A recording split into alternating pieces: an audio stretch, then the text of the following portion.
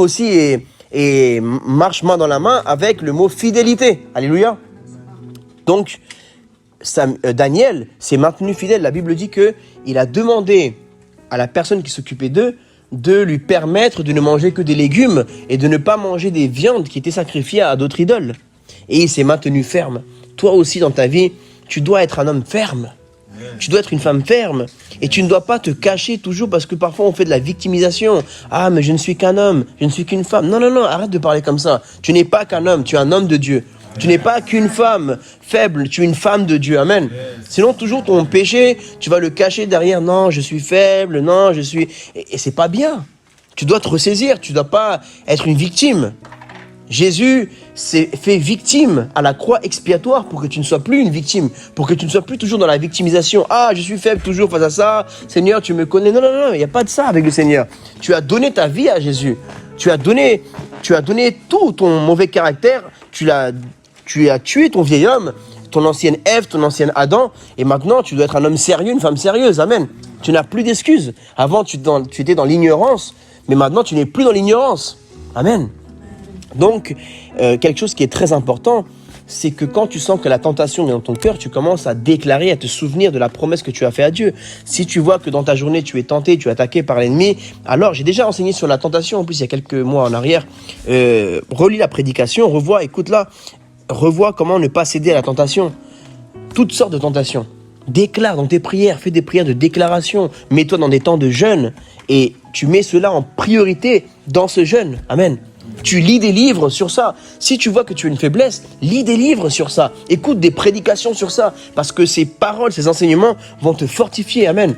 Si le peuple périt par manque de connaissances et d'enseignements, alors par la connaissance et l'enseignement, tu vivras. Alléluia. Donc, vous devez vous soutenir voilà, tout le monde se souvenait de ces déclarations. Cet incident est raconté dans les 4 évangiles et cela est significatif. Vous savez, Judas a trahi Jésus, il l'a vendu, mais Pierre a commis aussi un aussi grave péché. Le péché, c'est le péché. Et il a renié le Christ. Et nous tous, nous avons été des Judas.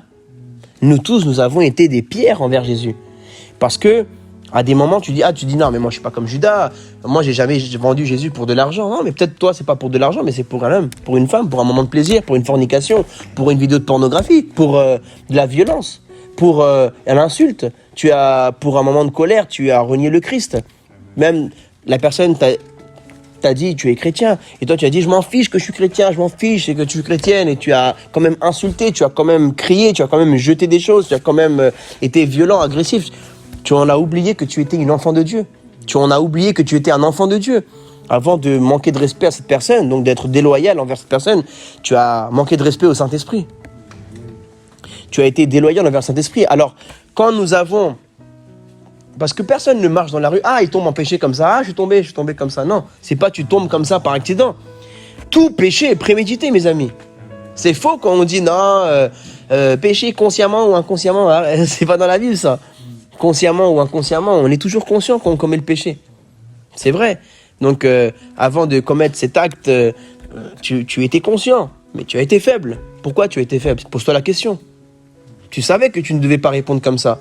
Tu savais que tu devais mieux te taire et mettre fin à la conversation, être sage et revenir après, régler cette conversation. Mais tu as préféré quand même y aller. Tu savais que l'autre personne allait réagir et c'est parti en freestyle. Tu savais qu'il ne fallait pas mentir, mais tu as menti quand même. Tu savais qu'il ne fallait pas aller dans cette fête parce que tu pouvais céder à l'alcool ou à la cigarette ou à la musique du monde. Tu es parti, tu as cédé, tu savais très bien. Mais il te manque la maîtrise de soi. Et la maîtrise de soi, c'est le fruit du Saint-Esprit qu'il faut développer. Amen. Il faut développer. Donc si en ce moment, tu es tombé cette semaine dans un péché, ou la semaine dernière, et tu n'arrives pas à sortir de ce péché, eh bien, pose-toi la question, qu'est-ce qui t'a poussé ? Qu'est-ce à tomber dans ce péché ? Qu'est-ce qui a fauté dans ta vie, qu'est-ce qui s'est passé en fait ? Et tu dois revenir à l'état où tu étais de sainteté. Tu peux te relever par la prière, par la confession de ton péché. La Bible dit confessez vos péchés. Tu peux voir ton leader, tu peux venir me voir moi, voir ma femme. Et en confessant, parfois, ça nous libère. Alléluia. Ça nous libère, mais d'abord confesse-le au Saint-Esprit. Tu dois parler clairement au Saint-Esprit. Si tu es tenté dans une sphère de ta vie, parle-le, confesse-le, que le diable entende que tu ne veux pas prendre plaisir à ce péché. Mais si le diable voit qu'il te tente et il voit, ah, elle aime bien ça, lui il aime bien ça, bah, il va profiter. Mais s'il voit que, non, toi, dans ta prière, tu reconnais, tu confesses. La Bible dit, celui qui confesse son péché devant Dieu, Dieu est bon et juste pour le pardonner. Donc Dieu t'a pardonné, mais il veut que tu confesses ton péché, tu te repentes. Confesse-le, ta faiblesse. Il faut avoir honte devant Dieu, mais il ne faut pas avoir honte à la fois. N'aie pas honte de confesser ton péché, et plutôt honte de ne pas le confesser et de rester dans ton péché. C'est pire encore. Amen. Donc tu peux parler clairement à Dieu, parce que Dieu, quand tu lui racontes quelque chose, il prend ton péché, il le met au fond de la mer, et il s'en rappelle plus. Amen. Alléluia. Donc souviens-toi que quand Pierre a renié le Christ, Pierre, il croyait que Jésus, 3 jours plus tard, il allait lui reprocher ce péché qu'il avait renié, mais Jésus n'a même pas parlé de ça. Jésus a dit, Pierre, est-ce que tu m'aimes encore? C'est toute la question qu'il a posée. Il n'a même pas reparlé de ce péché, de cet événement qui était triste pour Pierre. Comme peut-être pour toi, ce soir, il y a des choses que tu ne veux pas retoucher le thème parce que ça t'a vraiment affecté dans ta vie spirituelle quand tu as trompé le Seigneur ou tu as trahi le Saint-Esprit.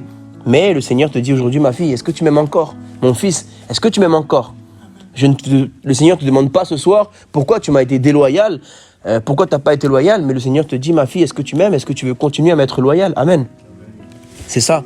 Donc, soyons des personnes vraiment d'honneur. Soyons des personnes qui sommes fidèles. Alléluia. Rappelez-vous que les auteurs des évangiles ne rapportaient pas toujours les mêmes événements. Par exemple, Matthieu, Marc et Luc rapportent pratiquement les mêmes guérisons. Ils racontent tous la guérison de la femme atteinte d'une perte de sang. Mais Jean, l'auteur du 4e évangile, ne le fait pas. Jean rapporte un certain nombre de guérisons, mais la plupart des guérisons qu'il rapporte, telles que celle du fils d'un officier dans Jean 4, d'un paralytique à la piscine de Bethesda dans Jean chapitre 5, d'un aveugle né dans Jean 9 et la résurrection de Lazare dans Jean 11, ne sont pas rapportés dans les évangiles de Matthieu, Marc et Luc. Mais Matthieu, Marc et Luc et Jean se sont souvenus très clairement de la trahison de Pierre. C'est la raison pour laquelle elle est rapportée de la manière uniforme dans les 4 évangiles. Les gens se souviendront de vous par les choses que vous avez dites et faites. Faites donc attention à vous souvenir de votre engagement au moment de la tentation. Vous devez être fidèle à vos promesses. Vous devez être fidèle à vos propres paroles et déclarations. Vous devez être fidèle à vos écrits. Beaucoup de ceux qui ont été déloyaux envers moi dans la vie ou dans le ministère m'ont dit beaucoup de choses positives dans le passé. Ils étaient souvent les plus bruyants dans leur manière d'exprimer leur engagement. Je me souviens des choses qu'ils m'ont dites comme si c'était hier. Ils m'ont réellement encouragé à l'époque. Plus le temps passe, moins je suis impressionné par ce que les gens disent. Comme Jésus, mon attitude consiste plus à attendre et voir. Voir ce que vous direz quand les difficultés se présenteront. Je prie que mes enfants dans le Seigneur soient stables et fidèles jusqu'au bout. Amen. Luc chapitre 22, verset 54. Après avoir saisi Jésus, ils l'emmenèrent et le conduisirent dans la maison du souverain sacrificateur. Pierre suivait de loin. Ils allumèrent du feu au milieu de la cour et ils s'assirent. Pierre s'assit parmi eux. Une servante qui le vit aussi dans le feu fixa sur lui les regards et dit « Cet homme était aussi avec lui ». Mais il le nia en disant « Femme, je ne le connais pas ». Peu après, un autre l'ayant vu dit « Tu es aussi de ces gens-là ». Et Pierre dit « Homme, je n'en suis pas ».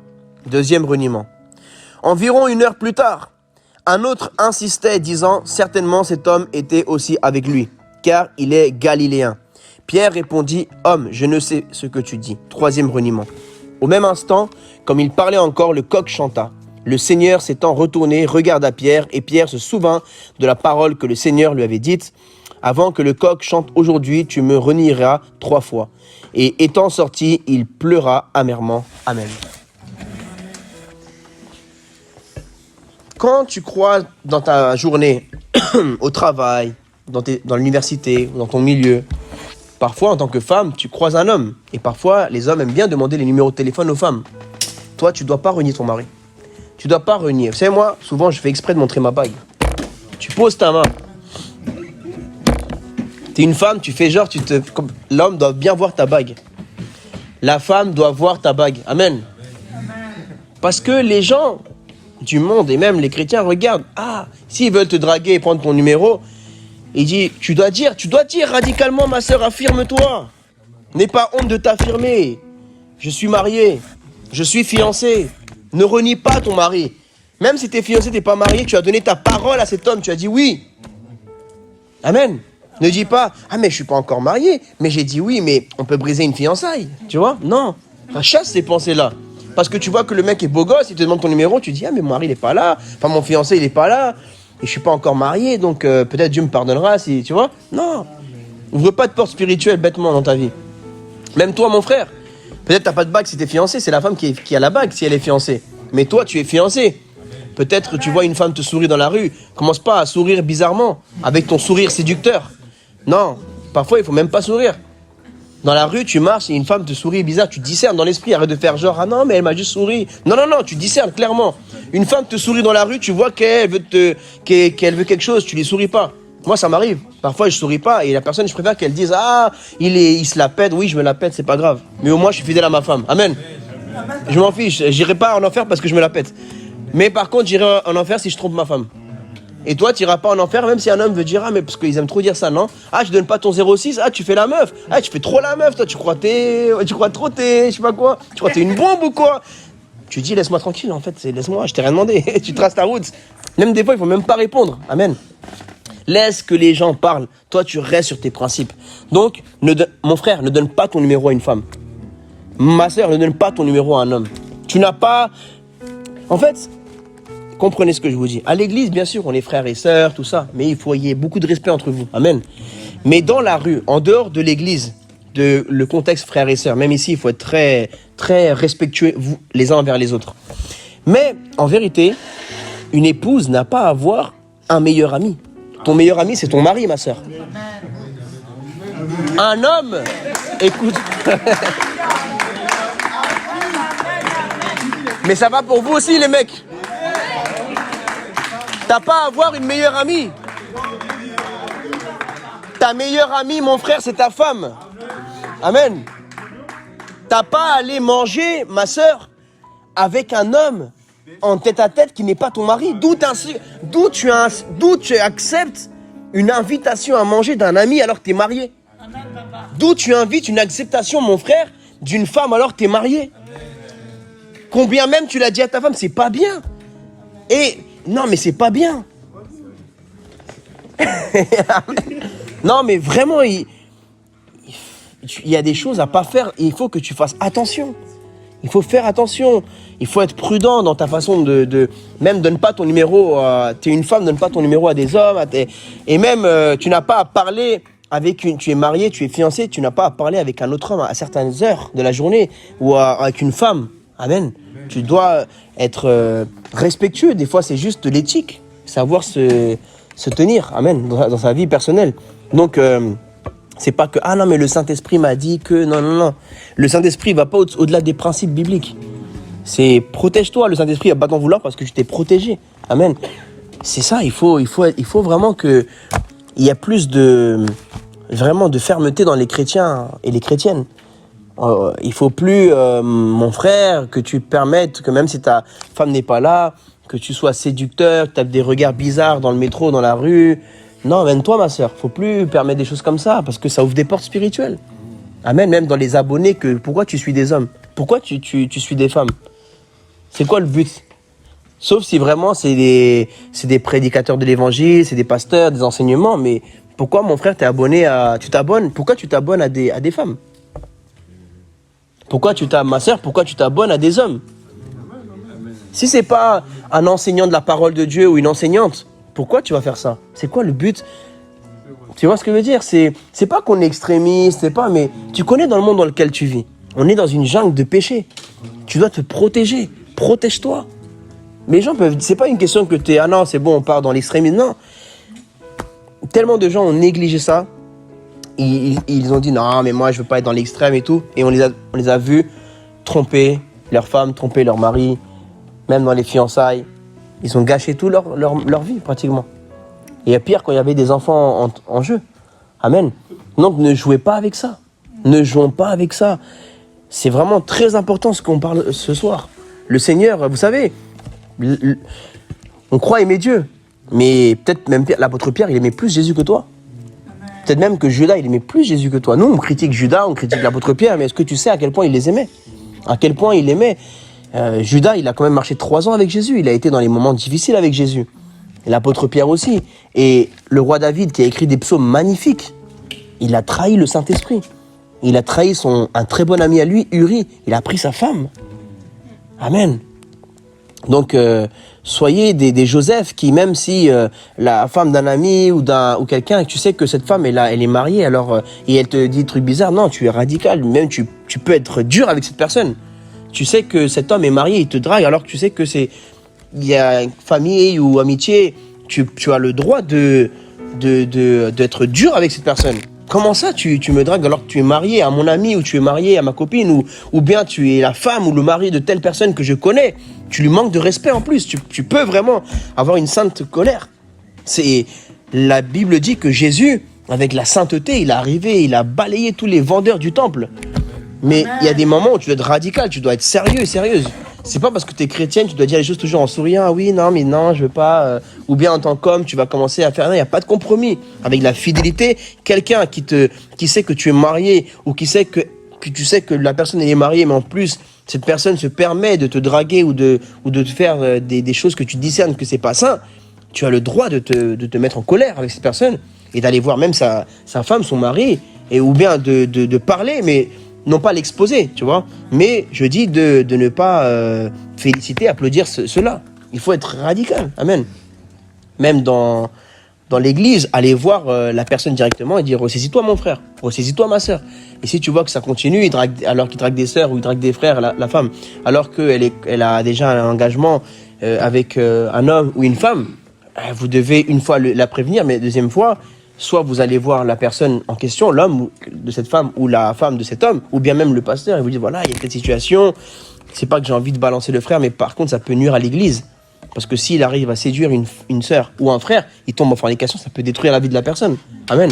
Ne donnez pas des faux espoirs aussi aux gens. Ne donne pas des faux espoirs. Si tu sais que tu apprends à connaître la personne, alors dis clairement, écoute, j'aimerais qu'on apprenne à se connaître. Et tu dis les choses claires dès le début. Commence pas à dire des grands mots dès le début, je t'aime, tu es la femme de ma vie, tu es l'homme de mes rêves et tout. Et après, tu le laisses pour un autre au milieu de l'année. Un autre frère qui vient d'arriver ou une autre sœur. Amen.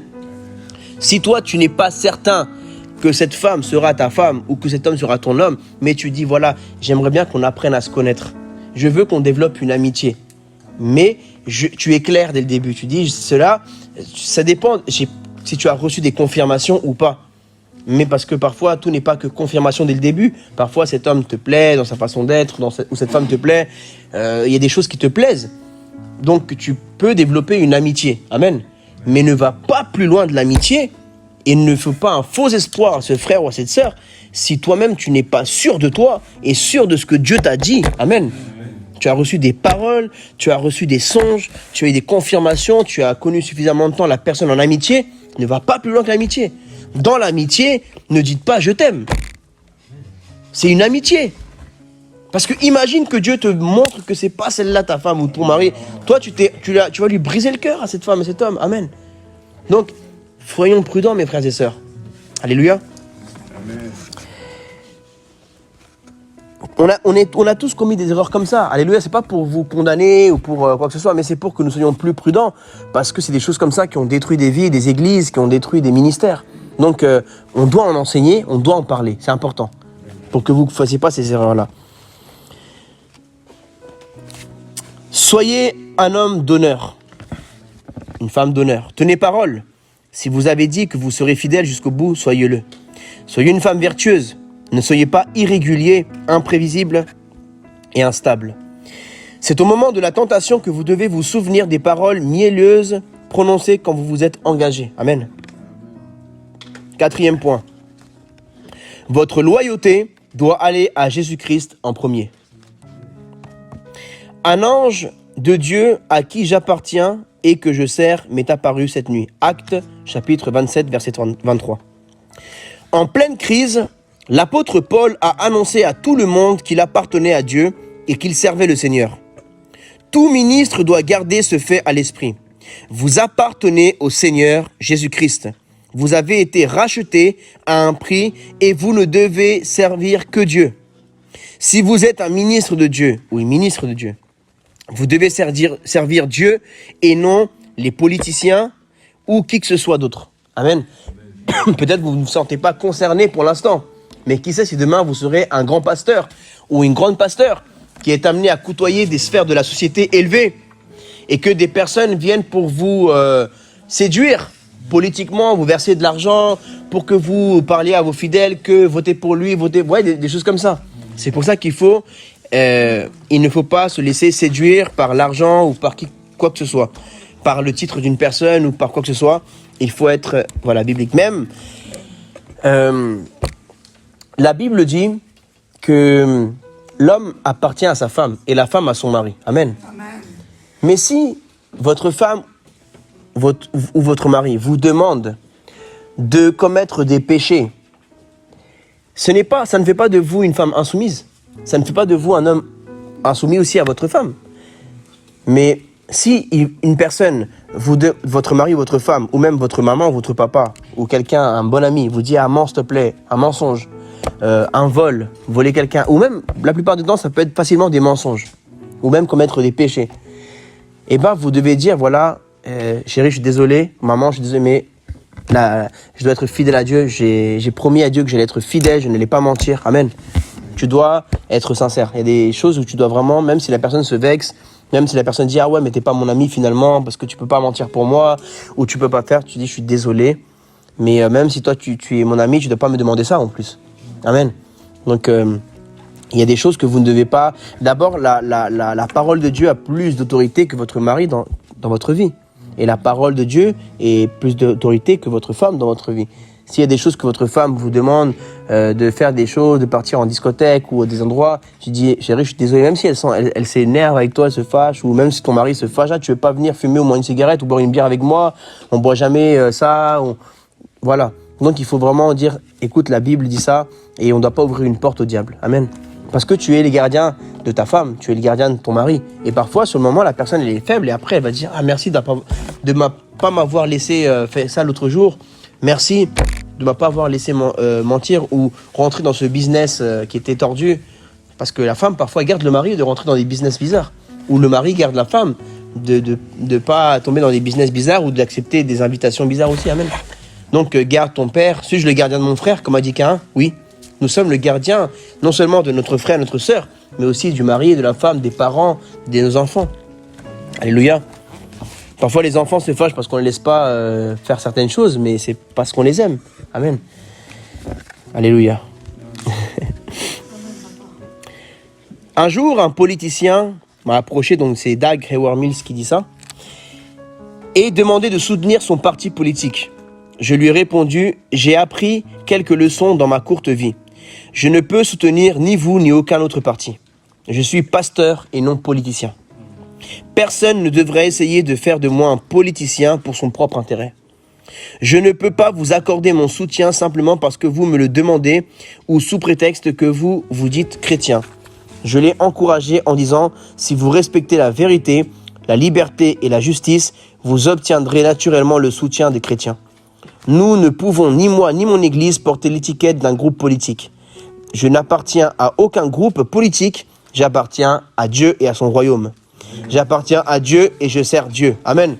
Actes chapitre 27, verset 23. À qui j'appartiens et que je sers. Alléluia. 5e point. Une personne loyale ne détruit pas ce qu'elle bâtit. Galates chapitre 2, verset 18. Car si je rebâtis les choses que j'ai détruites, je me constitue moi-même un transgresseur. Il y a beaucoup de destructeurs dans l'Église. Il y a plusieurs années, un programme de grande ampleur a été organisé sur le campus universitaire dans le but de gagner tous les non-croyants pour Christ. Un homme de Dieu fut invité comme orateur principal. Les foules se rassemblèrent dans le grand hall de l'université. Le campus était dans l'expectative. À notre surprise, lorsque cet homme de Dieu prêcha, il fustigea les chrétiens charismatiques. Il se moqua des réunions de prière qui étaient organisées dans les jardins botaniques de l'université. Il dit « Des chrétiens rugissaient comme des lions. Il soutint que personne ne pouvait méditer paisiblement dans les jardins parce que les charismatiques rugissaient comme des lions. Les étudiants rassemblés éclatèrent de rire. Il poursuivit en disant qu'il était superflu et démodé de prier à haute voix dans les jardins. Les gens qui avaient prié pour que des âmes soient sauvées et pour le programme furent ridiculisés. Peut-être avait-il oublié que Jésus pria avec grands cris et larmes. Hébreux chapitre 5 verset 7. C'est lui qui, au cours de sa vie terrestre, offrit prières et supplications avec grands cris et larmes à celui qui pouvait le sauver de la mort, et il fut exaucé. Très peu de personnes furent sauvées lors de ces rencontres. Comment des non-croyants pouvaient-ils être attirés à Christ lorsque le pasteur raillait les chrétiens et se moquait d'eux? Nous ne pouvons pas détruire ce que nous essayons de construire. Le corps de Christ ne s'accrut pas de manière significative. Les paroles destructrices réduisent à néant tous les efforts de construction. Quand des pasteurs qui se disent appelés à exercer le ministère ridiculisent et dénigrent d'autres ministres, je me demande s'ils sont en train d'édifier ou de détruire le corps du Christ. Décidez si vous êtes un constructeur ou un destructeur et restez fidèle à votre appel. Les déclarations les plus méchantes et les plus destructrices que j'ai entendues ont été faites par certains pasteurs. Des ministres répandent des histoires répréhensibles les uns sur les autres. Ils se ridiculisent en privé et à la chair. Ils ternissent la réputation d'autres ministres de Dieu. Puis, un dimanche matin, ils montent à la chair et essaient de construire le corps qu'ils ont détruit au cours de la semaine. Ne détruisez pas la maison de quelqu'un d'autre pour construire la vôtre. Vous ne ferez pas récolter ce que vous avez semé. Ne détruisez pas l'église de quelqu'un d'autre pour construire la vôtre. Comment peut-on détruire une église? Avec notre bouche, bien sûr, décidons si nous voulons construire ou détruire. Amen. Donc, par rapport à la moquerie, quand tu te moques de quelqu'un, tu es en train d'être déloyal envers la personne.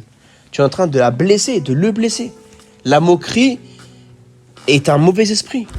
Une chose, c'est de faire des blagues, mais pas sur de faire rire les gens en train de te moquer de quelqu'un. Ça, la Bible dit que les moqueurs n'hériteront pas du royaume de Dieu. Parfois, dans les couples, il y en a qui aiment bien se moquer de leur femme en public. Il y en a qui aiment bien se moquer de leur mari pour faire rire les gens. Il y en a qui aiment bien ridiculiser sa femme ou ridiculiser son mari. Ne faites jamais cette erreur. Et si vous êtes ce type de personne, repentez-vous, demandez pardon à Dieu et demandez pardon à votre femme ou votre mari de tout votre cœur. Guérissez le cœur de votre mari si vous vous êtes moqué de lui en présence de ses amis, de votre famille, juste pour faire rire les gens. Ou si vous vous êtes moqué de votre femme en présence de vos amis ou de sa famille, juste pour faire rire les gens.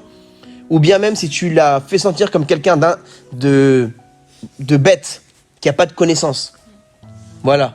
Ne montrez pas devant les gens, je suis plus intelligente que mon mari, ou je suis plus intelligent que ma femme, juste pour montrer devant les gens, ça l'humiliera, ça va lui faire du mal, à lui ou à elle, et ça peut ouvrir une porte spirituelle de rejet qui aura des conséquences après dans le couple, dans la relation. Amen. Même par vos amis. Ne te moque pas d'une amie ou d'un ami devant d'autres personnes pour faire rire les gens. Alléluia.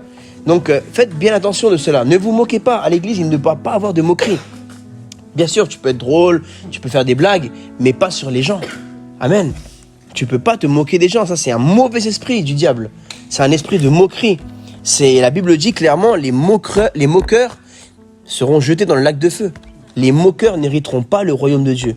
Donc, ne te moque pas des frères et sœurs, ne te moque pas d'un frère, parce que ça peut faire que ce frère, cette sœur ne revienne plus jamais à l'église à cause de toi. Parce que tu t'es moqué de lui, tu t'es moqué d'elle, ça lui a fait du mal. Même si toi tu le prends à la légère, ça a pu peut-être ramener des choses du passé dans la vie de cet homme ou cette femme. Donc faites attention. Traitez-vous avec beaucoup de respect. Traitez votre maman, votre papa avec beaucoup de respect. Ne dépassez pas la limite. C'est pas parce que c'est votre ami, c'est pas votre pote. Amen. Votre femme, votre mari, il faut respecter aussi. Il y a des choses à pas... Parfois, on voit des vidéos sur Internet. Ah oui, et on veut copier les choses du monde. Ouais, la femme qui tape le mari ou qui met des coups... Voilà, des fois, ça dépasse les limites. Vous avez déjà vu ces vidéos-là, non? Où les couples, ils se font des blagues. Et des fois, c'est des blagues qui sont vraiment chaudes. Donc, ne faites pas... Ah ouais, on va faire comme le monde. Comme ça, il y aura des gens qui vont nous suivre et on va leur parler de Jésus. Non, mais il y a des choses... Pourquoi tu veux afficher ton mari, afficher ta femme, manquer de respect? Il y a des choses à pas dire à ta femme. Respecte-la. Il y a des choses à pas dire à ton mari. Il y a des choses à pas dire à un homme ou une femme, à un frère ou une sœur. Amen. C'est important vraiment que on pose dans l'église, mais dans votre famille, dans votre vie personnelle, dans votre couple, dans votre famille, le respect. Respecte tes enfants. N'affiche pas ton fils ou ta fille devant les gens. N'affiche pas ton père, ta mère ou dans des réunions familiales. Apprenons à nous tenir, apprenons à nous tenir verbalement. Faisons attention, amen. Tout ça, c'est la loyauté. Tout ça, c'est la loyauté.